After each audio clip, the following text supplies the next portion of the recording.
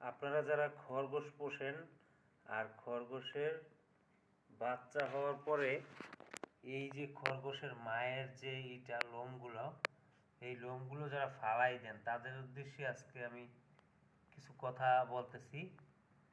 এই লোমগুলো কখনোই ফালাবেন না, কারণ এগুলো অত্যন্ত গুরুত্বপূর্ণ।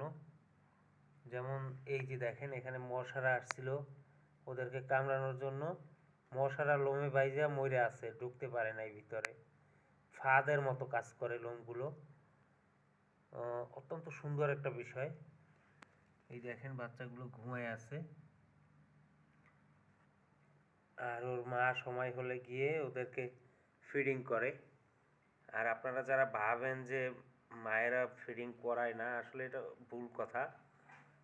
মায়েরা, মানুষের মায়েরা যেমন বাচ্চার জন্য অত্যন্ত যত্নশীল হয়, ঠিক এরাও তেমন হয়। তো দেখেন, এই খরগোশটা 3টে বাচ্চা দিছিল। একটা খরগোশের সাথে সাথে একটা বাচ্চা মারা গেছে, আর 2টা আছে এখন, একদমই কম। আর এই 2টা বা 3টে বাচ্চা সাধারণত হয় না, খরগোশের আরও বেশি বাচ্চা হয়। এগুলো মারা যাওয়ার পিছনে যে কারণটা ছিল সেটা হচ্ছে ওই খরগোশটা আঘাত পাইছিল আমার 2টা খরগোশই। আরও একটা খরগোশের বাচ্চা হয়েছে, এই যে দেখেন ছোট্ট বাচ্চার পি, এই এখানে ওদের মল আছে দেখেন, 2টা দানার মতো, শস্য দানার থেকেও ছোট।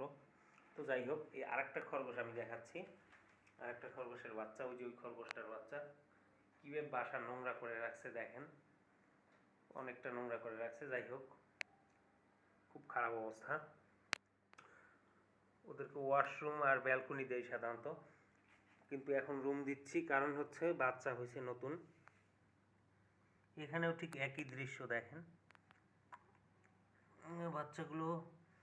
আর এটার আরও কিছু সুবিধা আছে, এই যে এখানে অনেকগুলো বাচ্চা, 4টা বাচ্চা হয়েছে এই খরগোশটার, ভিতরে নড়তেছে।